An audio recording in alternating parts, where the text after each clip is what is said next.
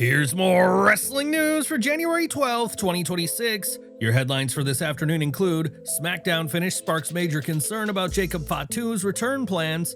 Unseen footage, fan jumps Barricade at WWE event in alarming security breach. Scott D'Amore accused of sabotaging Jake Doyle before his AEW move. Recently released talent confirmed for WWE tryout opportunity. AEW star graduates law school, officially a lawyer. Another TNA star gone, contract expires, talent walks away. Nick Aldis reveals surprising perks in his unique WWE contract, and more. Tommy Dreamer didn't mince words when reacting to the chaotic finish of the January 9th, 2026 episode of WWE SmackDown, and his biggest concern is what the moment means for Jacob Fatu moving forward. Speaking on Busted Open, Dreamer criticized the closing angle which saw Jacob Fatu return and attack both Cody Rhodes and Drew McIntyre before ultimately helping McIntyre escape the cage to win his fourth world title. Dreamer questioned the creative logic behind the sequence and whether it was actually helping Fatu at all. I didn't like the finish at all because I'm like, what does that do for Jacob? He reveals himself that it's Drew McIntyre who attacked him, he gets a reaction, and the moment he turned on Cody, the crowd started booing. So I'm like, so you don't like Cody throughout the match, but now Jacob, who you like, once he starts beating up Cody, now you're booing him and cheering for the guy he's beating up. Dreamer added that the emotional swing from the crowd happened too abruptly, making Fatu's involvement feel more confusing than impactful. I thought the finish came off a little weird, and I was just like, where does this leave Jacob if this is his big return? If he's going to be the guy to face Drew, he just screwed over Cody, so he's not a likable guy. Dreamer also cautioned fans about the idea of a heel version of Cody Rhodes, arguing that it may not land the way some expect. If this is an era where we want to cheer bad, okay, but your worst scenario as a wrestling fan is a bad Cody Rhodes. I'm telling you. I know what he has to be a heel, and what you see as a top guy heel, you ain't gonna like it. The finish may have delivered shock value, but for Dreamer, the execution left more uncertainty than direction, especially regarding Jacob Fatu's long-term positioning in WWE. Do you think Jacob Fatu's return was handled correctly, or did WWE miss a major opportunity? Share your thoughts below. A security incident unfolded during the latest episode of SmackDown, raising fresh concerns about fan management at live events. The show was already notable, featuring the main roster debuts of Trick Williams and Jordynne Grace, and ending with Drew McIntyre capturing the undisputed WWE Championship. But after the broadcast went off the air, a separate moment drew attention online. New footage shows a fan jumping the barricade at ringside just as SmackDown was wrapping up. The individual made it over the barrier before security reacted, marking a clear lapse in ringside protection. Officials quickly swarmed the fan, took him down, and immediately removed him from the arena before the situation escalated. Enjoying the video? A quick like goes a long way in helping us grow and deliver more wrestling news you care about. Jake Doyle's AEW signing has been widely celebrated, but according to Michael Elgin, not everyone praising him today was as supportive in the past. On January 10th, 2026, former TNA star Michael Elgin posted a lengthy tweet accusing former TNA executive Scott D'Amore of gaslighting in response to Doyle's rise. Elgin claimed that D'Amore had previously downplayed Jake's potential and repeatedly shot down creative pitches to position him as a singles star. The post was prompted by a congratulatory message from D'Amore, who publicly applauded Jake for signing with AEW under his new ring name, Jake Doyle. Elgin fired back with a conflicting account. I think this is called gaslighting. He went on to say that he, Josh Alexander, and Ethan Page had pushed for Jake to be rebranded as Jake something in singles competition, but those attempts were dismissed. At the time, Jake was still being used as Cousin Diener, a role Elgin says D'Amore was unwilling to change. I even asked to do an angle to turn him into something and have a pay-per-view match. Elgin then shared the alleged quote from D'Amore that has since gained traction among fans. Scott's exact words were, "He's Cousin Diener. He trained at ROH, had tryouts with WWE, and he wasn't signed. I'm doing him a favor by signing him here. If he doesn't want to be a Diener, then I'll replace him. I'll call Marcus Burke. He's a guy who'll take whatever I give him." Just to be clear, Burke was great. No disparagement to him at all. I love the guy. Elgin clarified that he wasn't criticizing Jake Doyle or Marcus Burke, but rather highlighting what he saw as inconsistency between D'Amore's current praise and past decisions. The timing of the tweet is notable, coming just days after Jake Doyle's AEW debut, where he attacked Jet Speed on behalf of the Don Callis family. It also adds context to Jake's exit from TNA, where reports indicate he wrapped up on January 1st despite earlier plans for his deal to extend through 2026. Doyle's run in AEW is only beginning, but Elgin's remarks raise new questions about how he was evaluated and utilized during his time in TNA. Do you believe Michael Elgin's version of events? Should TNA have done more with Jake Doyle while they had him? Share your thoughts below. WWE may be looking to bring back a former prospect more than 3 years after she last appeared for the company. Fightful Select notes that Sloane Jacobs, who previously wrestled as Notorious Mimi, is scheduled to participate in an upcoming WWE tryout.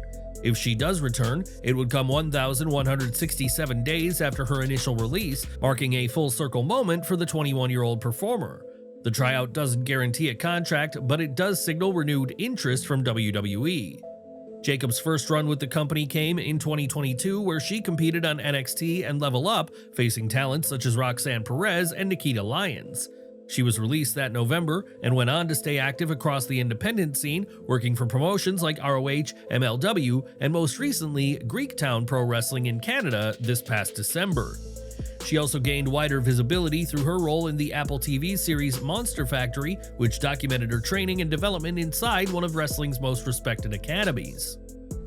If WWE does bring her back, she would join a growing list of names who have returned after time away. Matt Cardona, for example, rebuilt his momentum post-2020 release and is now back on SmackDown following a successful run on the Independents. Would you like to see Sloane Jacobs make her way back to WWE? Share your thoughts in the comments. Beast Mortos has added a new accomplishment to his resume, and this one has nothing to do with what he does inside a wrestling ring. He's now officially a lawyer. On January 10th, the AEW star announced on Instagram that he had graduated from law school. Mortos shared multiple photos from the ceremony, including shots with his girlfriend Mercedes Moné and his mother, marking the moment with a message of gratitude. My graduation. I'm officially a lawyer. Another achievement in my life. What a great day today was, surrounded by my loved ones and sharing important moments with me. The milestone arrives a few months after Mortos made headlines for a cryptic tweet in August 2025 that read, "Preparing the lawsuit, see you in court, roar." Many fans initially believed the message was aimed at AAA's Taurus over accusations of copied gear. Mortos later said the tweet referred to a domestic violence case he was working on, though some questioned the clarification at the time. Whatever the speculation, Mortos' announcement makes a rare crossover for a professional wrestler, adding legal credentials to his already unique persona.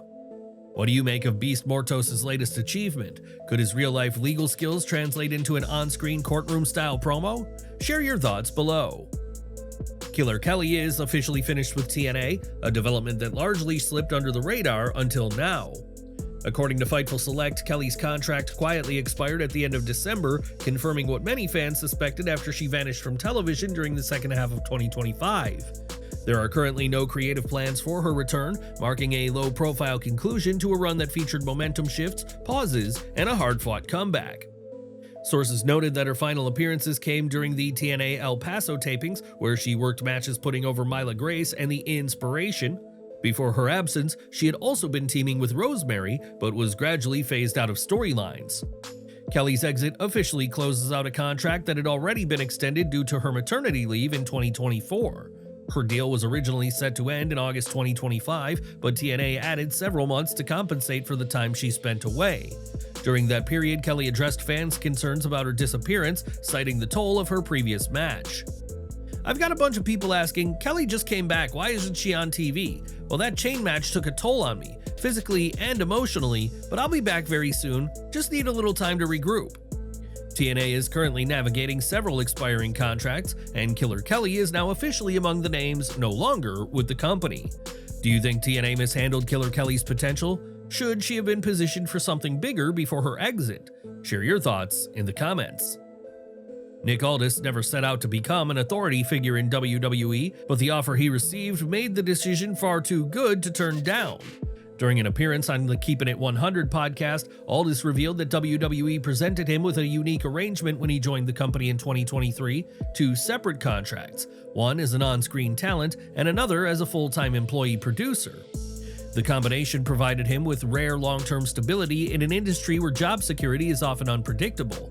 Although stock options weren't part of the offer, Aldis noted that he personally owns shares of TKO Group.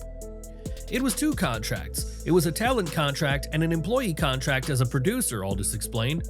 So you've got the employee benefits and the security, the 401k, medical, dental, all that stuff. That part was awesome. They don't give stock options, no stock. I mean, I'm sure the very high up guys probably still get that, but that wasn't something that was offered. That said, I do own some TKO stock. Aldis also admitted that becoming the SmackDown general manager wasn't something he had ever envisioned for himself. His wife Mickie James, however, immediately recognized the fit and pushed him to accept the role. I'm not going to lie and say, oh my god, this was always what I wanted. It wasn't really what I had hoped for, but Mickie jumped on it right away and she was like, you will crush that.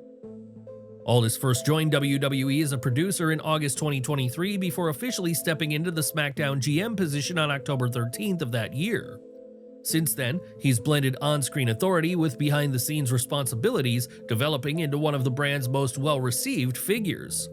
Do you think Nick Aldis has become one of WWE's best general managers in recent years? And should more wrestlers consider hybrid roles that offer long-term stability? Share your thoughts below. For all of our subscribers, don't miss the 9 a.m. Eastern video we dropped earlier today. Smash that bell icon and select all notifications so you're always in the loop.